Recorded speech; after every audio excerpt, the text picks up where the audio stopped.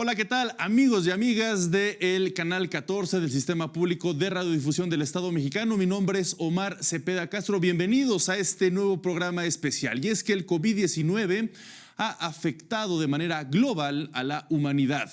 Y no solamente en el rubro de la salud, sino también en lo económico.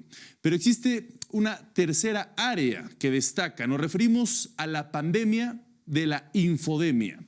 El problema que implica la distribución de noticias falsas o llamadas también fake news radica en que durante la emergencia sanitaria la desinformación obstaculiza una respuesta efectiva, crea confusión y desconfianza en la sociedad. Por eso la pregunta a analizar el día de hoy es: ¿cómo informar en tiempos de COVID-19? Para ello nos acompaña Elia Baltasar. Ella es periodista y directora de noticias del Instituto Mexicano de la Radio. Muchísimas gracias por estar con nosotros. Un placer saludarle.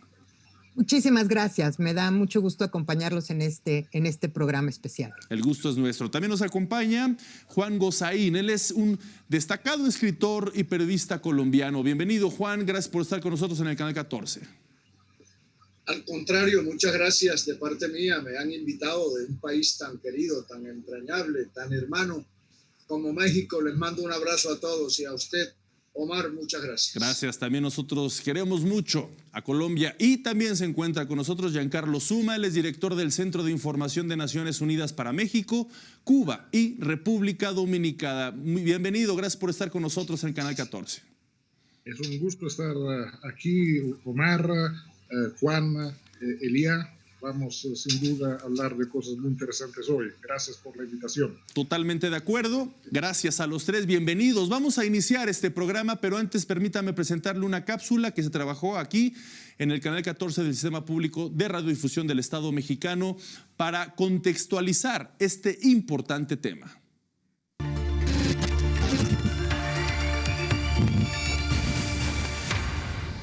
La Asociación Mexicana de Defensorías de las Audiencias propuso una serie de principios para la cobertura informativa responsable.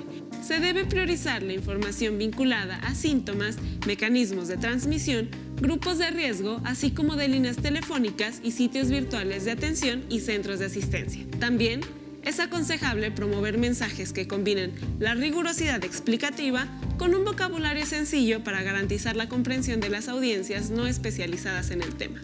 En la difusión de casos, hay que priorizar el trato respetuoso de las personas que sufren o sufrieron el COVID-19. En ningún caso, discriminar o estigmatizar a personas o grupos sociales por cualquier razón frente a la pandemia. Utilizar la palabra transmisión, pues contagio supone que hay una víctima y un victimario. Incorporar herramientas audiovisuales de accesibilidad como subtitulado, lengua de señas y audiodescripción. La población requiere información vital para la toma de decisiones, a fin de mitigar los efectos de los rumores o especulaciones. Para mantener la confianza de la audiencia, es necesario manejar información precisa y verificada generada por las fuentes de información acreditadas. Información precisa y acreditada es uno de los mayores retos que hemos tenido que enfrentar en esta pandemia por muchos motivos. Uno, desde la parte científica, que es la que nos ha guiado para enfrentar esta pandemia, pero también para que la ciudadanía logre cooperar, logre comunicarse y logre establecer los mecanismos adecuados. Para ello me gustaría iniciar contigo, Elia, si me lo permites. ¿Cuáles han sido los principales retos que ha tenido que enfrentar noticieros tan importantes como los que se producen en el IMER para que puedan llegar desde una perspectiva directa, efectiva, precisa a la gente mexicana? Bueno, yo creo que no solamente se trata de los noticieros del IMER, sino los periodistas en conjunto hemos tenido que enfrentar un reto muy importante en esta coyuntura de la pandemia que afecta a México y el mundo. No solo porque habíamos dejado de lado nuestra atención y nuestro compromiso y la obligación que tenemos de adaptarnos y conocer temas tan importantes en materia de ciencia, por ejemplo. Sí. La circunstancia nos tomó, como decimos en México, un poco con los dedos en la puerta.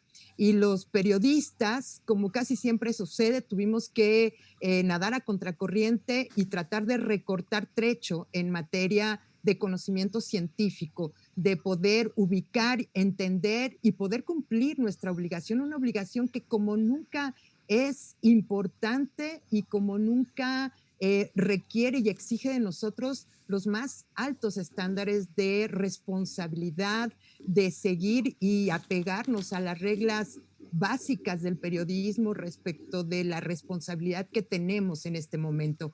Creo que los periodistas hemos enfrentado las restricciones, estas restricciones propias del distanciamiento, que en algunos casos, en la mayoría de los casos, nos han impedido reportear como hubiéramos querido, y hemos tenido que echar mano de un montón de herramientas en términos digitales, en términos de herramientas de confirmación de datos, de verificación por otras vías. Hemos tenido que adaptarnos al nuevo lenguaje de la ciencia, a un virus que incluso para aquellos que mejor conocen el ámbito científico ha sido sorpresivo, porque es un virus del cual prácticamente nadie sabía nada. Incluso en este acercamiento con los científicos, ellos mismos nos han expresado su sorpresa y sus reservas, y este llamado continuo a la población y también a los periodistas de aprender a tener calma respecto de los avances de la ciencia. Es decir, la urgencia de la información, la urgencia del clickbait, la urgencia comercial en algunos casos, incluso nuestra misma ansiedad por informar, en estos momentos debe someterse al interés público, debe someterse a los tiempos de la responsabilidad, y a veces los tiempos de la responsabilidad social de la ciencia, de las decisiones que se toman con cuidado, no corresponden en muchos casos a esta ansiedad y este acelere de los medios de comunicación en este momento. Entonces hemos tenido que sentarnos a tomar un poco de aire, un poco de calma para no perder de vista que en este momento la responsabilidad que tenemos como periodistas y como medios de comunicación es invaluable, y no solo en términos de información, sino también de ser un vehículo eficiente y eficaz respecto de quienes toman decisiones y cómo comunicarlos a los ciudadanos, respecto de quienes están haciendo ciencia y cómo comunicarla a los ciudadanos. No podemos permitirnos en este momento darnos tregua respecto de nuestra responsabilidad de prepararnos incluso nosotros mismos frente a ese reto, porque en la medida en que el periodista no asuma la responsabilidad que tiene de apego a la verdad, de responsabilidad de formación y autoformación en un momento tan acelerado, en esa medida se abren los espacios precisamente para cometer errores que en este momento pueden ser muy graves y que en este momento pueden costar vidas. Entonces, en ese sentido, yo como periodista me siento con una responsabilidad muy grande que trato de compartir, y trato además de llevar en conjunto, en equipo, en un trabajo en equipo con quienes hacemos Imer Noticias. Sobre todo como medio público tenemos una responsabilidad mucho más grande todavía. Totalmente de acuerdo contigo, Elia, y comentaste temas trascendentales como, por ejemplo, entender la ciencia y hacer ese periodismo científico que muchas veces se ha rezagado en ciertos sectores, la misma responsabilidad del periodista, no solo entender todo lo que tiene que ver con la ciencia, sino traducirla para que la sociedad lo logre comprender mejor ese tipo de mecanismos. Vamos a regresar contigo, por supuesto. Ahora me gustaría preguntarle, Juan Gozaín, desde la perspectiva global, ¿cuáles han sido los principales retos para entender esto que estamos viviendo, esta pandemia por COVID-19, y saberlo comunicar, saberlo expresar desde el periodismo, pero que, como bien sabemos, sobre todo a nivel global, llega muchísima información que no necesariamente a veces coincide entre los diversos países? Bueno, a mí me da la impresión, me parece, que aquí hay varios factores fundamentales implícitos en la pregunta que me hace Omar. Empecemos por el primero de todos, sin duda, los requisitos periodísticos para el cubrimiento informativo y el servicio informativo en la pandemia es, como en todos los casos, porque se trata de un requisito inmodificable, la verdad por encima de todo, como en este evento, como en el partido de fútbol, como en la elección presidencial, como en cualquier cosa. Partamos de ahí. La verdad por delante de todo. La verdad es el primero de los principios éticos del periodismo. Pero, Omar, en el caso específico de la pandemia hay una característica que a mí me ha llamado profundamente la atención y que me ha hecho sentir muy complacido de ser periodista, a pesar de todos los errores. Decía Elia hace un momentico que a ella le han llamado la atención los retos periodísticos que implica la pandemia. A mí me llamó la atención, además de todos los que ella señala, por ejemplo, la forma adecuada, comprensible de transmitir temas científicos, de explicar elementalmente a los ciudadanos. Hay dos elementos sobre los que quiero centrar mi respuesta, además de la verdad, que son estos. En primer lugar, la pandemia, con una de sus características universales, que es la cuarentena, el encierro, el enclaustramiento, exige de los medios ya no solo información, claro, oportuna, correcta, completa, verídica, no, también exige otra característica de los medios, sobre todo de radio y televisión en este caso. Me refiero a compañía, ser compañeros para la gente que está encerrada en su casa, que necesita estar informada, pero que también necesita estar acompañada. Unos programas especiales para acompañar a los oyentes, a los televidentes, incluso en los medios de comunicación, cada semana, por ejemplo, una edición especial, un semanario que acompaña al periódico con historias, con elementos realmente que sirvan de compañía. Información y compañía son dos funciones fundamentales de los medios en este momento.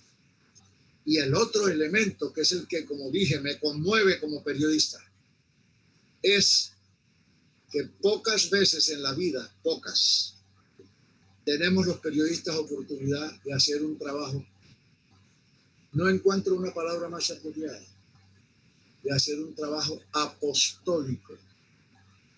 Espero y verá a qué me refiero. Ustedes no se imaginan lo que uno siente en el corazón, los periodistas sentimos en el corazón, cuando vemos sobre todo a los más jóvenes, a los reporteros juveniles, metidos en un hospital donde hay 100 contagiados, donde hay 100, transmitidos, como dijo Elia, para que no vayan a tomar a mal el término, donde hay 100 enfermos y un reportero con un micrófono tratando de entrevistar a los médicos, tratando de averiguar qué está pasando, cuál es la última noticia, exponiendo su vida, exponiéndose ese hombre del micrófono, ese informador, exponiendo, y el camarógrafo, y el asistente, y el de la luz, en el caso de la televisión o de la radio, exponiendo su vida. Pocas veces, casi siempre el trabajo periodístico implica riesgos, pero no apostolado. Ese apostolado, Omar, es lo que más me ha conmovido el corazón a mí por mi carácter de periodista.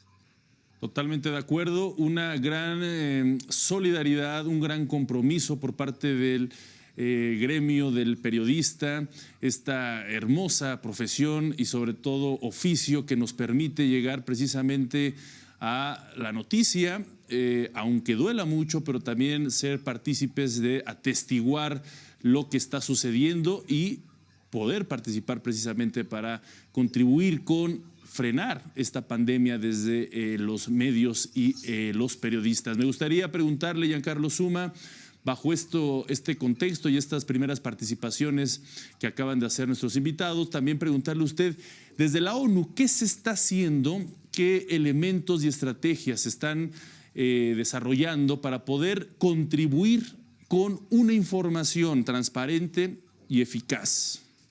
Sí, Omar. Bueno, periodista que soy también, porque ese sí es maravilloso y difícil oficio por años, sí, antes de empezar a trabajar para Naciones Unidas, la parte de comunicación. Entonces, periodista todavía me considero. Digamos, hay una cuestión de responsabilidad. Hay el apostolado y hay la responsabilidad, en el sentido que la buena información ayuda a salvar vidas, ayuda a, digamos, a empujar adelante la sociedad. Es una situación tan complicada, tan difícil como las que estamos viviendo en todos los países. Pero la mala información, al contrario, contribuye al problema y mata. Porque si no se toman las buenas medidas, si no se ponen las precauciones, si no se hacen las cosas correctas, gente muere de forma desnecesaria. Y todo, digamos, el percurso de salida de la pandemia, que de hecho, digamos, golpea tan fuertemente la sociedad por la cuestión económica, afuera no solo la cuestión, digamos, de salud y del estrés emotivo y personal que cada uno de nosotros puede tener. Entonces hay que hacer las cosas ciertas y difundir las buenas informaciones. Las informaciones que sean, como decía Juan, que sean verdaderas, o sea, que respecten la verdad factual, y evitar a todo costo, digamos, la propagación de mentiras, de información falsa, de fake news. Entonces, esa es una discriminante entre la información de calidad y la información, la mala información. Entonces, ese es también el momento donde es fundamental el periodismo profesional de calidad, que sirve exactamente para darle a la gente las orientaciones. Digo, esto es cierto, eso es verdad, y no escuche a otras cosas que al contrario son mentiras. Eso lo hemos visto en varios países, desafortunadamente, la infodemia, o sea, como decías Omar en la presentación, la pandemia de las informaciones falsas, de la desinformación, a las veces por ignorancia, a las veces por predeterminación, hasta por intereses políticos o otros, y eso es un problema muy serio y muy grave. Hemos visto en algunos países hasta jefes de Estado promover medicamentos que en realidad no sirven para combatir la pandemia, o poner en discusión la utilidad de utilizar cubrebocas, mascarillas. Entonces hemos visto un montón de cosas que no queríamos ver.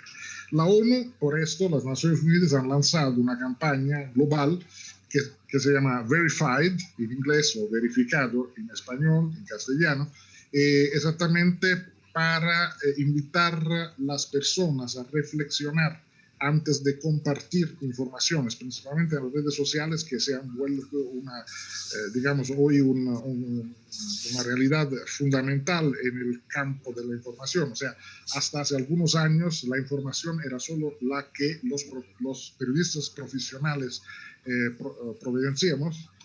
Hoy existe la información que circula a millones, por decenas de millones, cientos de millones, miles de millones de usuarios de redes sociales. Por tanto, es una responsabilidad también de cada uno como ciudadano, decir, antes de compartir una información, de compartir una idea o algo, una noticia, saber, ¿es verdad? ¿No es verdad?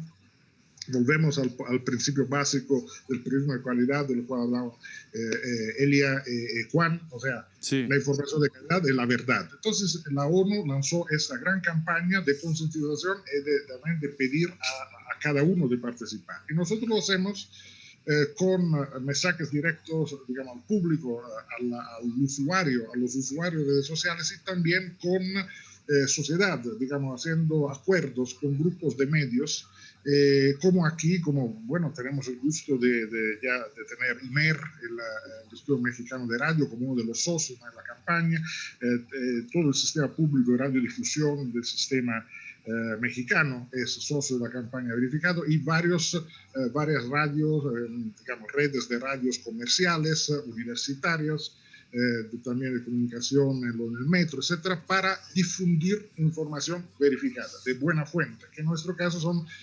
principalmente las informaciones que vienen de la Organización Panamericana de Salud y de la Organización Mundial de la Salud. Aquí, como estamos en América Latina, brazo es la PAO. Así es, Giancarlo. Justamente sobre este punto que acabas de comentar, me gustaría poder profundizar al respecto, porque en efecto en el sistema público de radiodifusión del Estado mexicano, junto con pues todas estas plataformas de medios públicos, se creó #InfodemiaMX, que han estado precisamente combatiendo esta mala información que prácticamente diariamente se cuela en las redes sociales, a veces intencionada, a veces por la misma ignorancia que existe en ciertos sectores, pero quiero que regresando del corte, si me lo permiten los tres, platiquemos al respecto. Vamos a hacer una brevísima pausa, regresamos con este interesantísimo tema.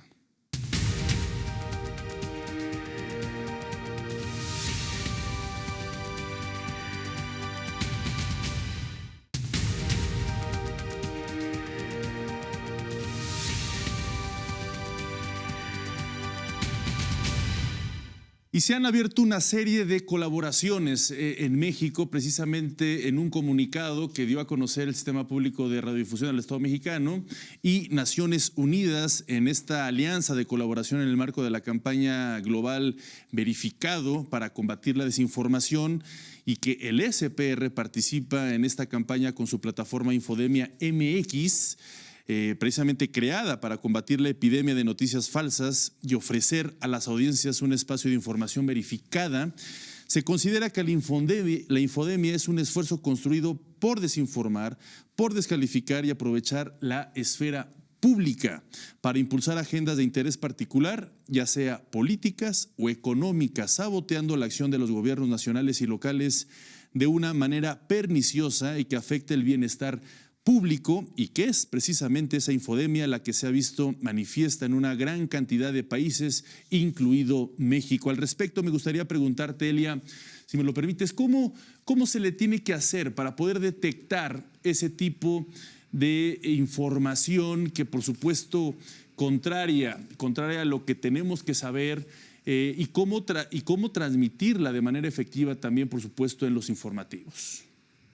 Yo creo que frente a esta circunstancia de la infodemia y de las noticias falsas, los periodistas o las redacciones, más bien, en este caso hablaría de las redacciones, hablaría de los medios como organización, se enfrentan a un dilema y a un reto muy importante, porque no solo se trata, a mí me parece que no solo se trata de desmentir información falsa, Claro. sino de decirle a la gente por qué es información falsa. Es decir, nuestro reto mayor no solo es contrarrestar o detener como un muro esa información falsa para impedir que pase, que la consuman los ciudadanos. No es suficiente porque siempre habrá un resquicio por donde se filtra esa información falsa. Nuestro papel principal tiene que ver con combatir, enfrentar con información certera ese espacio donde abona la información falsa. ¿Y dónde abona la información falsa? Abona en el prejuicio, abona en el desconocimiento, abona en el temor colectivo en el que muchas veces los medios hemos contribuido. Es decir, estamos enfrentando tal vez, y quizá esa es una reflexión que tendremos que hacer posteriormente, pero también tendríamos que asumir como medios y como periodistas qué tanto hemos contribuido al abono de ese territorio donde han encontrado tierra fértil las noticias falsas y las desinformaciones. Elia, ¿quién crea la información falsa? Pues si tú te das cuenta, puede venir desde muchas fuentes y por muchos motivos. Es decir, lo mismo podemos considerar información falsa el hecho de que marcas de refrescos de cola contribuyan con aportaciones a que se cree desinformación, información distorsionada respecto del impacto de consumir refrescos de cola, por ejemplo. Ese ya es un espacio de desinformación. Es un espacio de desinformación también tratar de desmentir o contrarrestar la información que ofrecen los científicos. Es decir, a mí me preocupa mucho el grado de la falta de confianza de los ciudadanos en la información que transmitimos como medios, porque si es mucho más factible que un ciudadano le crea a una cadena de mensajes que vienen de una fuente anónima en su WhatsApp o en sus redes sociales, a que acuda a su medio de confianza, a su periodista de confianza, a los medios que hacen un trabajo pues hacen un trabajo de información, de comprobación, de reporteo, Eso tiene que dejarnos un pendiente en el corto plazo como periodistas y como medios. Pero insisto, no solamente, a mí me parece que no solamente se trata de combatir a este monstruo de mil cabezas de la desinformación y las noticias falsas desde el detenerlas, sino el contrarrestarlas con una producción de información atractiva, eficiente, que vuelva a alentar la confianza de los ciudadanos en sus periodistas, en sus medios, que reconozca esto que me conmueve mucho de lo que habló Juan, que tiene que ver con esta tarea apostólica que sobre todo los periodistas jóvenes están llevando a cabo en las calles. Y no solamente se trata de estar allí, sino de este acercamiento humano, de esta transmisión de la información humana, de esta responsabilidad colectiva que tenemos hacia nuestros enfermos, hacia nuestro medio ambiente, el agradecimiento colectivo que debemos tener hacia nuestro personal médico. Es decir, nosotros como creadores también de valores colectivos, de valores sociales, pero no a partir del ámbito moralizante, sino el ámbito de esos valores que te hacen parte de una sociedad. Es decir, estos valores que te dicen, está bien, esto es lo correcto, desde lo que debemos entender como valores positivos de una sociedad. Creo que ahí tenemos una reflexión, si me permiten la palabra, pero una reflexión filosófica muy importante que hacer como medios y como periodistas. En este momento, insisto, nuestro papel es producir la mejor información de la mejor manera y contrarrestar así el abono, dejarle cada vez menos terreno fértil a la información falsa o a la desinformación. Claro. Me llevas a una reflexión, Elia, respecto a... hay otra parte que se tiene que saber manejar muy bien también respecto a las crisis que estamos viviendo, y es la información que proporcionan los gobiernos del mundo sobre cifras de personas que se han contagiado, sobre las lamentables cifras de personas que han fallecido por el COVID-19. Al respecto, me gustaría preguntarte, Juan Gosaín, ¿cómo tiene que ser también esta correlación entre el periodista, los medios de comunicación y los gobiernos, que también se vuelven informantes y que también deben de crear esa certidumbre para poder pues aliviar todos estos datos y mandar señales de optimismo, si es que se puede, o al menos de tranquilidad? Mire, estaban conversando hace un par de minutos usted y Elia sobre un tema fundamental, es decir, poniendo el dedo en la herida, en la llaga. ¿De dónde surgió esta ola tan apabullante de noticias falsas en nuestra era? No es del coronavirus, no es de la pandemia, es anterior. A mí me parece que los periodistas, para poder superar ese territorio de la falsedad y la manipulación, la tergiversación informativa, tenemos que entender lo siguiente. Cuando aparecieron las redes sociales, la gran tecnología, el computador, cuando apareció toda esta maravilla tecnológica, hace unos años, todos, empezando por nosotros los periodistas, hicimos una fiesta. Por fin llegó la era de la información rápida, ilustrada, instantánea. Pasó lo siguiente, atentos a esto, lo que no habíamos previsto ni calculado. Antes de las redes sociales, lo que había en materia periodística era una relación entre la fuente informativa y el medio de comunicación. La fuente le entregaba al medio su noticia y el medio veía si la publicaba, si la difundía, si la investigaba, si la ampliaba. Por ejemplo, un senador buscaba a un reportero de los que cubren las noticias del Congreso y le decía: aquí le tengo esto, acabo de conseguir que se apruebe la ley creando la universidad. Y el periodista decía: hombre, muy bueno, voy a averiguarlo.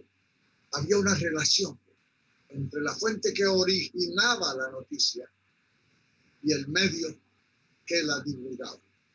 Con la aparición de las redes sociales, la fuente se convirtió en medio Ya no hubo necesidad de conseguir quien la divulgara.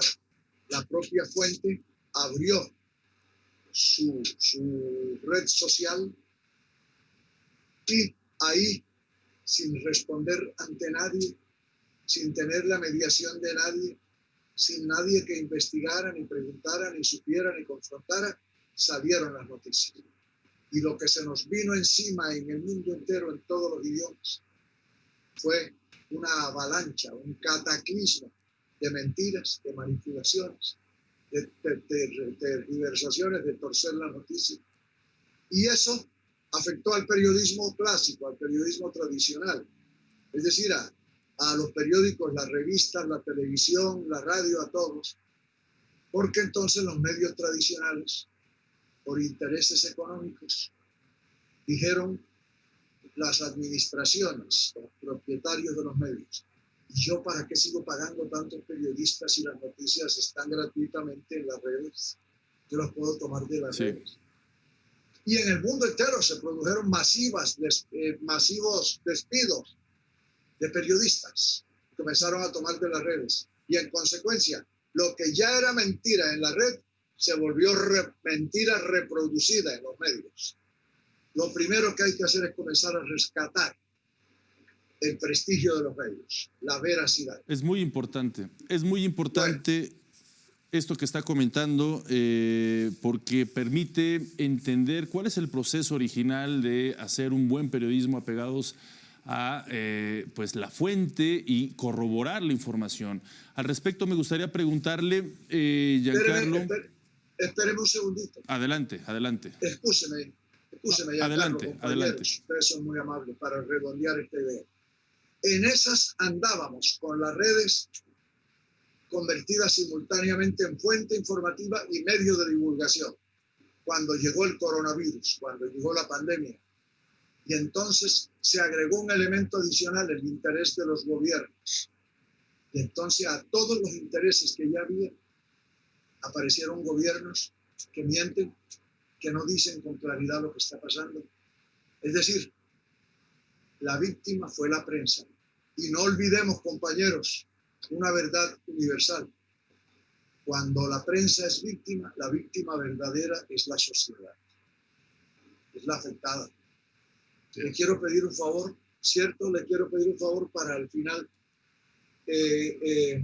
Giancarlo, Elia, Omar, compañeros todos. Al final me gustaría hablar un poco sobre una idea que tengo en la cabeza. Hablamos después. Sigan adelante, por favor, para interrumpir. Claro que sí, por supuesto. Va a ser muy enriquecedor que nos comparta esa idea, por supuesto. Todavía nos queda tiempo, así que tendremos esa oportunidad.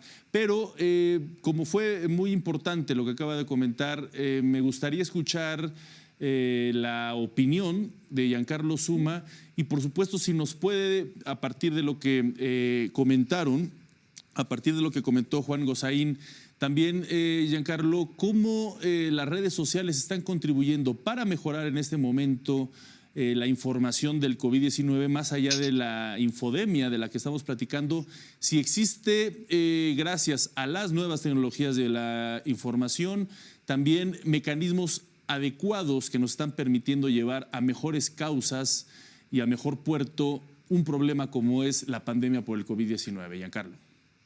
Bueno, Omar, me gustaría poder ser más optimista, pero en realidad no lo soy, en el sentido que tenemos hoy buenas experiencias en varias situaciones, en varios países, etcétera, de utilización, digamos, positiva de las redes, que tienen una gran característica, o sea, la capilaridad y la relación, digamos, muy cercana, porque las personas de forma, digamos, general, cuando comparten, llegan a sus conocidos, sus amigos, su familia, etcétera, con una relación de confianza que se transmite. O sea, si yo te transmito a ti, Omar, una noticia por WhatsApp o por otra red, tú, quién sabe, las vas a leer probablemente con más atención porque es Giancarlo que me la pasó. O sea, no es algo sí.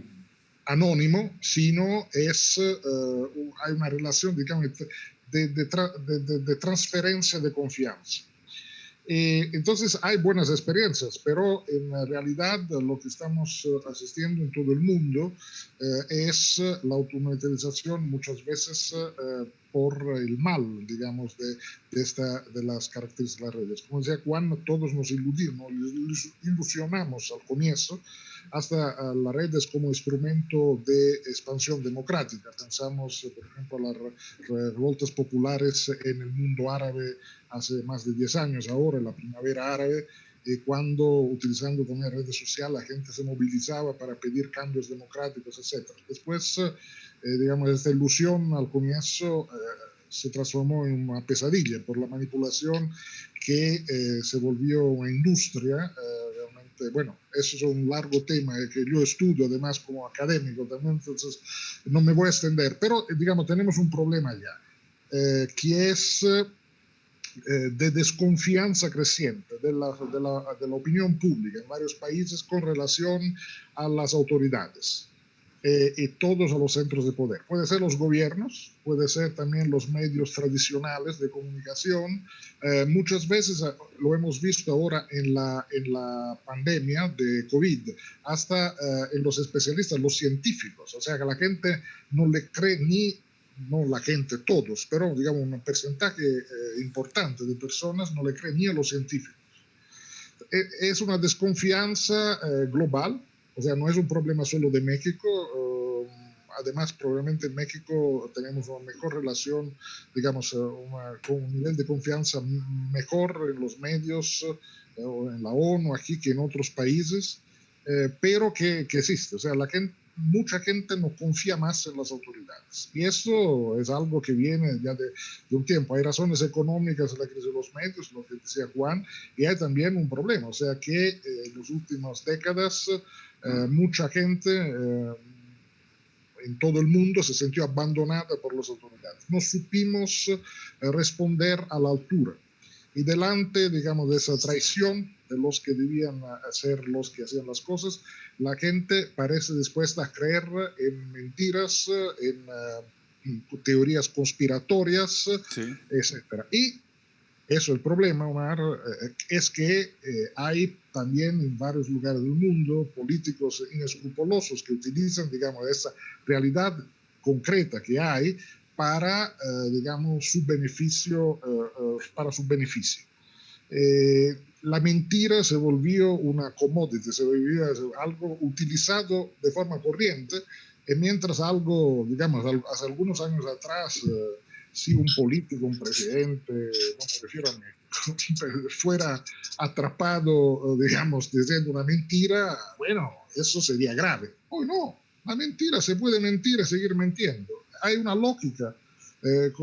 Entonces, donde es fundamental que las instituciones que creen en los valores democráticos también de la información y los buenos medios, los medios profesionales, los buenos periodistas, hay que juntarse no para defender una posición política y no la otra, pero defender realmente la idea de la verdad factual.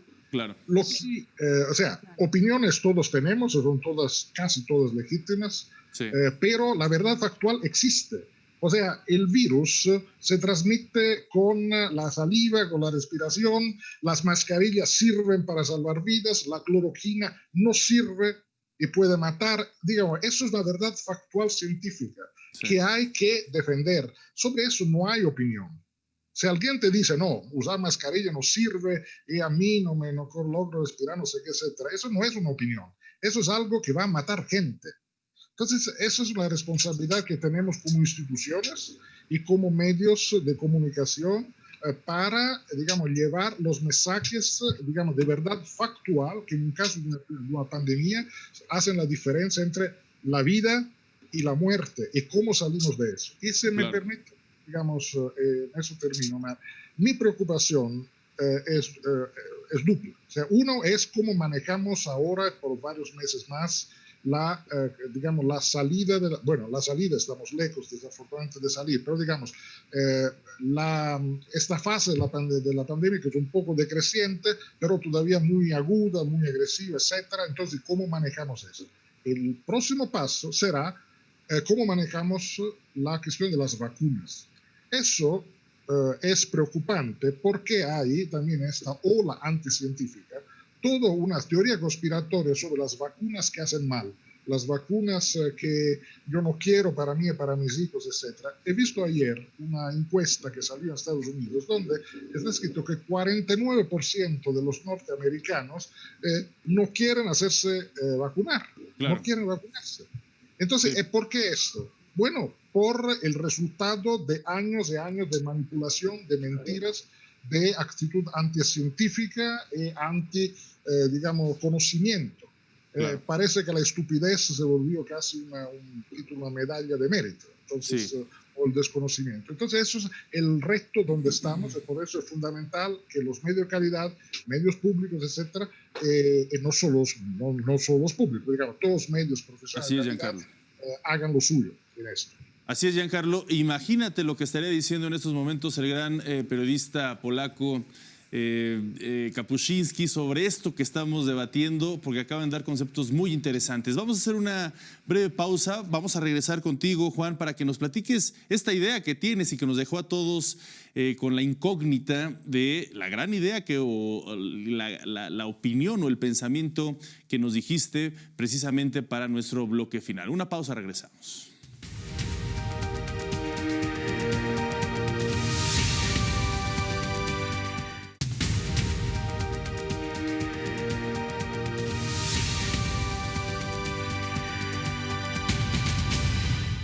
Qué bueno que sigue con nosotros. Estamos platicando sobre este interesante tema, la infodemia y cómo se tiene que informar en un momento como este que estamos viviendo de una profunda crisis provocada por el virus de COVID-19.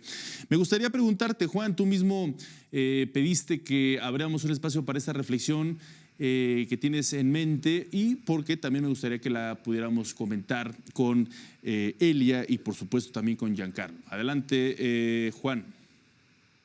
Muchas gracias por su paciencia. Mire, es que desde hace ya varios meses, en mitad de la pandemia, hay unas preguntas que me andan dando vuelta en la cabeza que no se me quitan. Incluso estoy preparando crónicas sobre el tema. Y la esencia es esta. ¿Cómo vamos a ser los seres humanos? ¿Cómo seremos después del COVID? ¿Seremos mejores de lo que éramos antes del COVID? ¿Seremos peores de lo que éramos? ¿Seremos iguales? ¿Volveremos a lo mismo? Entonces, mi querido Omar, al título excelente de esta charla, que ustedes han bautizado "Cómo informar en tiempos de COVID", yo pediría agregar un subtítulo: "Cómo informar después del COVID", también, porque la prensa tiene una función en estos tiempos de crisis tan graves, no solo informativa, sino orientadora, colaboradora, de ayuda, de participación. Óiganme esto. Es indudable, como ya se ha previsto, que los peores tiempos que nos aguardan después que pase la pandemia son los problemas sociales y económicos. Vamos a tener unas crisis tan grandes en el empleo, por ejemplo. Y eso produce la peor de las formas de la miseria. El desempleo conduce a la peor miseria, que es el hambre. Entonces, ¿cómo vamos a ser los seres humanos después del COVID? De nuevo, como ocurría antes del COVID, me va a resultar indiferente la suerte de mi vecino, de mi amigo, del resto de la humanidad. Yo lo que estoy pensando y lo que quiero proponer, de pronto yo soy un soñador, como dijo Giancarlo hace un momento, a veces uno tiene unas ilusiones, tiene unos sueños. Yo lo que estoy soñando es esto: ver a la prensa, además de informar correctamente, verla orientando adecuadamente a las sociedades todas, al mundo entero, orientándose a la gente en la solidaridad humana, en la unión, en la fraternidad, cómo colaborar con, qué hacer para ayudar a. Es decir, incluso que cambiemos el sentido que tenían nuestras prioridades antes del coronavirus. No podemos volver a creer que lo más importante en este mundo soy yo. Lo único que importa es mi dinero. Lo único que vale es mi tranquilidad. ¿Será que podemos cambiar nuestras prioridades? ¿Será que podemos darle un nuevo valor a nuestros sentimientos? No nos equivoquemos, compañeros, colegas, los tres, los cuatro, con Omar, somos periodistas, no nos equivoquemos. Claro. La prensa es el elemento fundamental en ese propósito. Sí, señor. Pues interesante esta reflexión, sin duda alguna, Juan. La prensa, el periodismo, los medios al centro de toda esta problemática que se está enfrentando y que tenemos que creer en ellos, tenemos que creer en nosotros precisamente para transitar a un buen puerto la época que nos espera, que ojalá sea lo más pronto posible, que es la época precisamente post-COVID. En ese sentido, Elia, me gustaría conocer tu reflexión también sobre esto que acaba de comentar Juan, porque sí, falta todavía, ya lo decía Giancarlo, faltan varios meses, tiene una etapa también compleja que puede resultar optimista, que es la obtención de la vacuna, pero que al mismo tiempo se requieren de muchos esfuerzos. ¿Cómo debemos de comportarse los medios, los periodistas hacia adelante? Pues yo incluso diría que desde ahora, porque creo que también hay que empezar a contribuir con los ciudadanos, con las ciudadanas, en no solo arrinconarlos en la ansiedad y en la angustia y en el miedo. Nos toca también ayudar a buscar salidas, nos toca también fortalecer, buscar historias de resiliencia, de solidaridad, de esperanza, si me permites a lo mejor una palabra quizá que a lo mejor ya no tiene tanto efecto, pero me parece que tenemos que ir de la mano con los ciudadanos en este escenario tan desconocido en lo inmediato, porque efectivamente frente a esta incertidumbre, la incertidumbre también es un buen terreno para esto que tanto nos preocupa, que tiene que ver con la desinformación y las noticias falsas. Como dicen por ahí, a río revuelto, ganancia de pescadores, y creo que habrá muchos intereses en ese sentido que puedan tomar ventaja de esta incertidumbre. Intereses de tipo económico, de tipo político, intereses de muchos tipos, porque el miedo nunca es un buen elemento para una sociedad democrática. El miedo nunca es un buen consejero para un ciudadano pleno, que pueda ejercer todos sus derechos en todos los sentidos. Y creo que nos toca a los medios, a los periodistas, desde ahora, frente a esta extensa etapa en la que vemos que no sube o no baja, nos vuelven a subir los contagios, en fin, en esta etapa donde todavía es mucha la incertidumbre y ya mucha la ansiedad de los ciudadanos, empezar a abrir la maleza, empezar a tratar de correr esa cortina de incertidumbre para buscar, nos toca buscar mejores escenarios, o sin mentir, sin tratar de exponer un panorama falsamente optimista, sino alentar la responsabilidad colectiva. Insisto, nos toca mucho en rescatar esa parte de lo colectivo a los medios, pensando mucho en las historias de resiliencia, en las historias de las sociedades, de los grupos, de las comunidades que juntos pueden enfrentar cosas. Es momento de pensar, yo sí creo que es momento de asumir una responsabilidad frente a los que menos tienen, frente a los más débiles, frente a los más vulnerables. Nos toca devolverle ese gesto humano al periodismo y empezar a contar esas historias en donde te devuelven también el poder de la utilidad, porque el sentirte útil como ciudadano, el sentirte útil como ciudadana, también te da poder, te da el poder de creer que puedes cambiar las cosas, aunque sea de manera muy chiquita, el poder contribuir. Y eso es algo que con el miedo no lo puedes hacer porque el miedo te atenaza.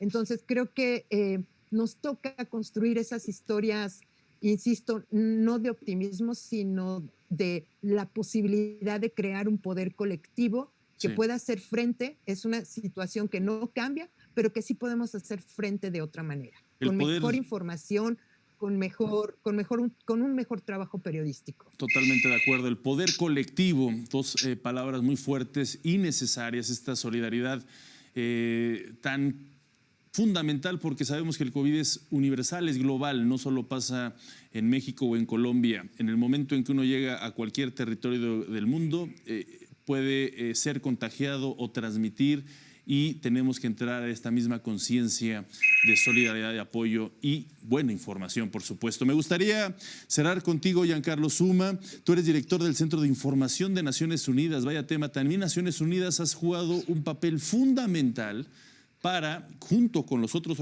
organismos como la Organización Mundial de la Salud, comunicar de manera efectiva hacia dónde debemos de llevar ahora la información. Sí, la ONU, la ONU este año, en esos días vamos a completar 75 años de la Fundación de Naciones Unidas, ahora en final de octubre.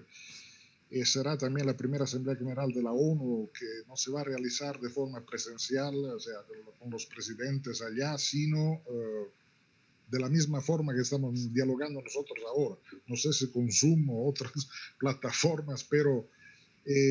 Entonces, la ONU desde hace meses está intentando coordinar una respuesta. Lo que estamos viendo es que desafortunadamente hay una falta de solidaridad internacional entre los países. Eso es algo que, por ejemplo, aquí el presidente AMLO, Andrés Manuel López Obrador, habló de eso en algunas oportunidades. Es verdad, o sea, hay un cierto egoísmo por parte de algunos países.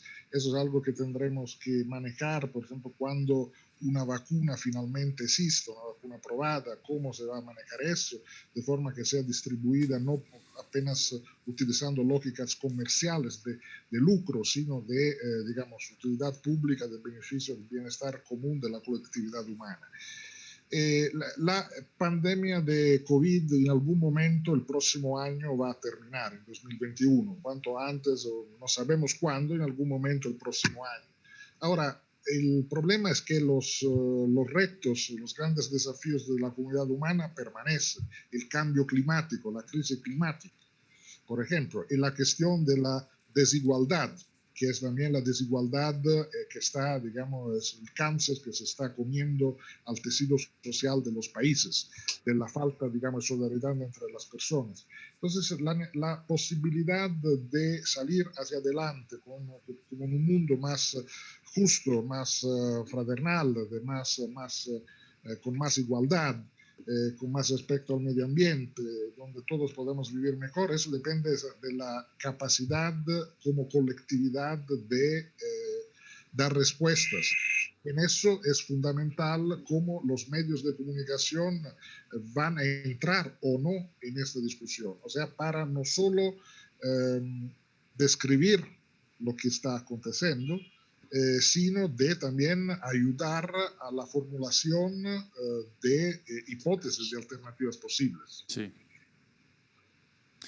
Pues sí, muy interesante, en verdad, la participación de los tres. Yo les quiero agradecer muchísimo. Ojalá que podamos repetir este programa en un par de meses para seguir revisando cómo se han movido estas tendencias tan fundamentales respecto al papel de los periodistas y los medios de comunicación. Le quiero agradecer muchísimo a Elia Baltasar, periodista y directora del Instituto, periodista y directora de noticias del Instituto Mexicano de la Radio. Muchísimas gracias por estar con nosotros en Canal 14.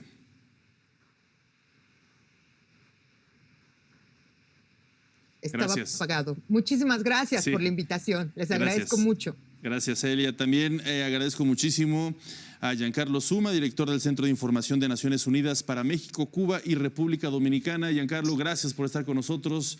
Espero verte pronto. Gracias a ustedes por la invitación y realmente que nos reveamos pronto.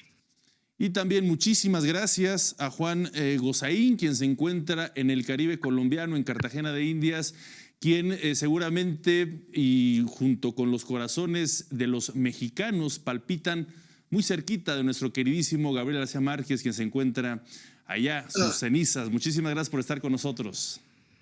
Muchas gracias a ustedes. Es un placer conocer unos amigos tan amables, tan queridos. Gracias por todo lo que he aprendido hoy y quedo a la orden para siempre. Hasta luego, muchísimas gracias. Un fuerte abrazo a ti y a todos los colombianos. Muchas gracias también a todos ustedes. Mi nombre es Omar Cepeda Castro. Nos vemos en el siguiente programa especial la próxima semana del Sistema Público de Radiodifusión del Estado Mexicano y Canal 14. Hasta la próxima.